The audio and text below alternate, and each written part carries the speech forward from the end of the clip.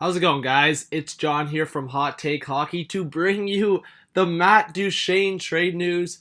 Yes, Duchene has finally been traded from the Ottawa Senators. I'm a little late on it, actually. I don't know what's been going on. The last three or four trades, for some reason, decide to happen like when I'm most unavailable. But I bring it to you now, about an hour and a bit after the trade has happened. Um, yeah, let's talk about it. I think what I'm going to do for you guys, I think I'm going to pack this video with as much information as possible versus like other people that might be doing videos. Let's just talk about everything. So, Duchene, obviously, and some teams can be a number one center. I think he's going to go to Columbus and be an immediate top six forward help. He was acquired by the Sens, obviously, in 2017 from the Colorado Avalanche in a three-way deal with the Preds as well. Kyle Turris going to the Preds. That first-round pick, obviously, that everyone feels pain about in Ottawa. That's why I'm kind of wearing an Ottawa Senators jersey. I'm going to talk about the positives of this trade for Ottawa and kind of specify on that for Sens fans, because I know a lot of Sens fans are upset about the whole Dorian, Melnick, Duchene situation, Uber, whatever you want to talk about. So, the Senators sent the number one center to the Jackets, so they get Vitaly Abramov and Jonathan Davidson back. They also include Julius Bergman. They get a 2019 first and a conditional 2020 first round pick. I don't know. The only thing I can say about the condition, I think I saw from Pierre LeBrun on Twitter, is that it's a top three protected. So I think that's kind of Columbus learning the rules, or learning the best way to work around first round picks, looking at the Ottawa Senators mistakes. And then the 2020 first round pick's quite simple. It's a lot easier. The condition is if Matt Duchene resigns with the Blue Jackets, the Ottawa Senators get the additional pick. Let's talk about the prospects. So I said I'm going to try to comfort Sens fans, and then we'll finish the video with talking about Duchene. I think Duchene's the more obvious asset in what Blue Jackets are getting. Abramov was a third-round pick, 65th overall of Columbus in 2016. The former Gatineau is just 5'9", 171 pounds. Now 20 years of age. He has 12 goals and 10 assists in 52 games for the Cleveland Monsters of the AHL. So that was the AHL affiliate of the Blue Jackets. Davidson, a 5'11", 185 pounder, was the Blue Jackets' sixth-round pick. He is currently in the Swedish Hockey League, where he has 10 goals and 10 assists in 35 games. So he was drafted in 2017. Abramov was drafted in 2016. So it depends how you look at it, right? You lost, Hammond, Shane Bowers, Turris, and a first-round pick for inevitably Matt Duchene. How does this match up? Well, the two prospects, I feel like Shane Bowers, you could argue, is probably the better prospect out of those three. Abramov and Davidson, a third and sixth round pick. I mean, it just kind of proves the Blue Jackets did well in drafting. I don't think these guys are bad. I mean, you're talking about a guy in the Swedish Hockey League who has 20 points in 35 games as a, 19, 20-year-old. That's not bad at all. These prospects aren't bad. And the fact that you're getting potentially two first-round picks, that's what I'm saying. So let's talk about best-case scenario.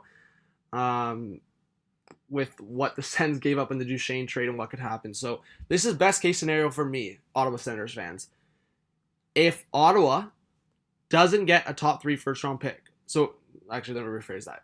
If Ottawa's pick from Colorado, so if Colorado does not get a top three pick in this draft, so they fall out of to fourth, the Blue Jackets do not make the playoffs, so Ottawa gets a top 10, top 15 pick. And Duchene re-signs with the Blue Jackets. If all three of those things happen, then we can talk about the Matt Duchene trade not being a complete loss. Obviously, you lost the first-round pick, but you could look at it in a sense of you got two first-round picks for a fourth or fifth overall pick. Yeah, it's still bad. You obviously never want to give up a top 5, top 10 pick, but we've seen in the past where people kind of trade down and get an additional first-round pick. So you could look at it in that sense if the Blue Jackets re-sign Duchene. Is it likely? I don't know. I think it's a lot more likely they re-sign Duchene than they re-sign Panarin and Bobrovsky for me, and that's the discussion that we should have.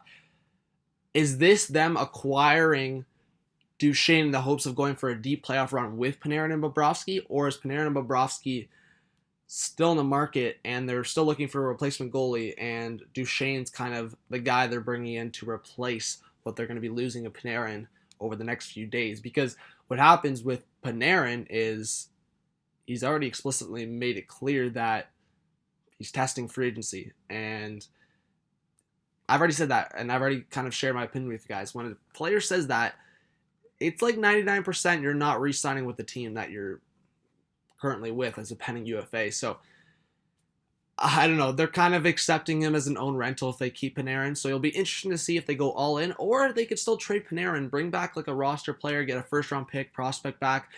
I know they could be licking their chops right now because the return that Ottawa just got on Duchene, they could potentially get more than that with Panarin. So that's kind of my video, guys. You guys kind of, I don't really need to talk too much about Duchene. That wasn't the point of the video because I think you guys know Duchene. I think you know the player. Obviously, there's been some issues in the locker room. Duchene, at some points of this season or some points of his career, he's a point per game guy. But long-term Blue Jackets fans, if you're here and you re-sign Duchene long-term or even in the playoffs, he's a guy that's like super skilled. I've always said that Duchene, he's as skilled as they come. Obviously, there's some parts of his game that he lacks if we're talking about just tracking back, his defensive awareness. Sometimes his playmaking abilities, honestly, is not always there. But in terms of shot, in terms of hands, in terms of speed up the ice with the puck, because that's sometimes an issue with players. I think Duchene's got it all in terms of offensive skills. So you're getting a good guy or a good player. I don't know about good guy because there's obviously been the rumors, but seems like a fun guy. And I think that we've talked about maybe him wanting to be in Canada. We don't really know that. So we'll see. I mean, we see it's all the time in pro sports. Sometimes you just get convinced by the team you play with, and he might re-sign, and that might be best case scenario for both the Sens and Blue Jackets. So thank you so much for watching the video. Please subscribe to the channel, drop a like. It'd be really great to support the channel here as we move into the trade deadline and playoffs, and it's a pleasure doing another video for you guys. This is John from Hot Take Hockey. Peace out.